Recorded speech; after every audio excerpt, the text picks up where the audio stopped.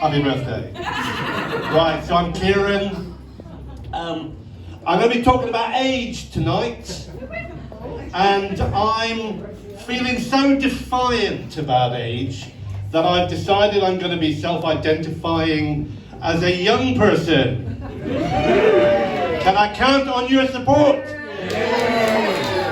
Thank you. I'm going to be making the announcement just as soon as I've sorted out the bus pass, basically. So yeah, I'm 64 years old.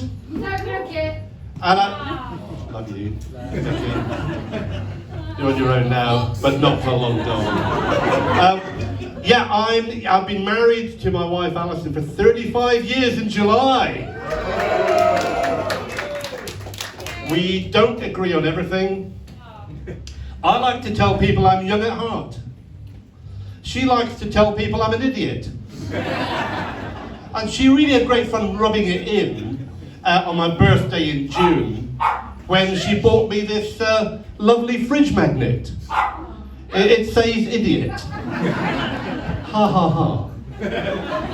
Yeah, she's really annoying, and sometimes I really wish I could find some woke students to help me cancel her ass. So at age, you know, a lot of us, we do worry a little bit about getting old, don't we? Like, when I was 21, I thought that life ended at 30. And then I got to 30 and I realised I'd wasted 9 years because I was still a twat. And then I got to 61 and I hadn't really worried until then. And that was when I realised I was celebrating the 40th anniversary of my 21st birthday party. And if you want to know how shit that felt, it was a bit like dreaming you're having sex with Marilyn Monroe, then realising she'd been decomposing for the last 59 years. So, when I was 21, it was all about trying to outdrink my mates. Trying to shag as many fellow students who self-identified as up for it. And trying to get a degree involving no actual academic work. Mission accomplished, ladies and gentlemen. And now, I'm 64. And it's all about designer gin. Repeat prescriptions. And the amazing value that quilted toilet paper represents. It's not as absurd as you think. In fact, it's a metaphor for life after 60. Living each day one sheet at a time. So, remember all the panic buying during lockdown in the supermarkets? So, I went out a shopping list, just 2 items. 2 items, toilet paper and bacon. Yeah? And by the time I got my hands on some decent quality quilted toilet paper, there wasn't a rasher to be found. Now, give me a cheer if you like a bacon sandwich. You're going to be interested in this little nugget of research. Food psychologists say that the smell of frying bacon elicits an addictive neurological response equivalent to cocaine. Now, if you're a bacon addict like I am, there's great news in that research because bacon is only 1.4p a gram.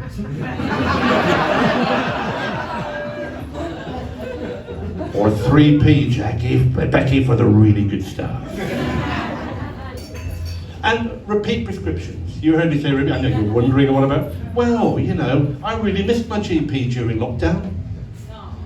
Because, you know, myself and Patricia had that thing going, you know. And out of all of the people in the NHS who did a brilliant job, she was the one who truly appreciated all that medical research I do on the internet.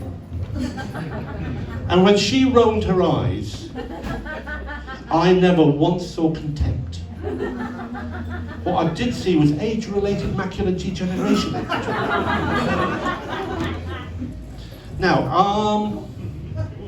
I'm going to tell you a little story from when I was 25. Would you like to hear that? Yeah. The reason for this story suddenly came to mind because I was invited to appear on a show. The producers got in touch with me and they wanted me to go on a new comedy show called Unforgivable. Have any of you heard of it? Yeah. Yeah, it's where people like me go on the show, we tell the story with something unforgivable, and then professional comedians have got to guess the blanks. Okay? So I'm going to read it out to you in a minute. This is something that happened quite recently. And it basically came from, when I was a student onto my sort of late 20s, there was an annual ritual where myself and my mates would get together every FA Cup final, and there was a prize for the best Bloody Mary, I always won it, and the meanest chili, which I also won. So this is to do with that. What I'm going to do is I'm just going to read it out to you, including the blanks, because looking around, not only are you a very attractive audience, but you're a very intelligent audience. So I'm going to let you figure out and enjoy the blanks yourself, because I think you're that good, okay? So you ready?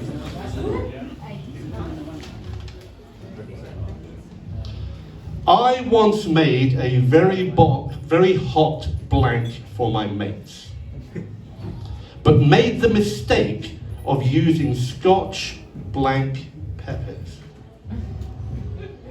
The reason this was a mistake was that I did not go for a blank beforehand, especially as I was on my fourth blank. Not long afterwards, I went for a blank, but quickly realised I had cocked up. Excuse the blank. I had failed to wash my blank properly after chopping all those really hot peppers. The blank was excruciating. I had to put my blank into a blank of iced water for blank minutes. 30. The blank of this story is, shut up. The blank of this story is when preparing a super hot blank, make sure you go for a blank first. Now, you may be wondering what was so unforgivable about that. That's a really good story, isn't it? Here's the bit that's unforgivable. I inadvertently cooked the blank in the same blank of blank I had been dangling my blank in earlier on. Unforgivably, I served the blank to my mates. I had a baked potato. Right, so, do you think it's okay for a guy my age to say I'm a big Harry Potter fan? Thank you. What about Harry Potter trivia? Is that still a thing? Come on. I'm glad you said that because my wife keeps telling me she can't understand how a grown man can be so obsessive about magical teenage boys. And I don't think I'm that obsessive. You know, I went to a shop in Oxford at the weekend to buy her a gift, to apologise for this set, and she ended up with nothing. I ended up with this. Now, here's a little story. We took our niece to the Harry Potter play in London last year, right? And a good day became a great day when she bet me a £5 she knew more Harry Potter trivia than I did. And don't look at me like that, Laura. I am not a monster. I bought her an ice cream with my winnings. She brought it on herself. Imagine not knowing Hermione Granger's favourite spell. I mean, duh. So I'm going to finish with this. Oscar Wilde once said, with age comes wisdom, but sometimes age comes alone. What Oscar Wilde doesn't tell you is with age comes, why am I standing out here trying to open the front door with this bloody car key. What Oscar Wilde doesn't tell you is, why have I just come upstairs? And what Oscar Wilde doesn't tell you is, with age comes a note on the fridge door saying, the microwave is that way. And the note is pinned to the fridge door by this fucking fridge magnet. I'm Kieran Harty, I hope you enjoyed that. Thank you very much.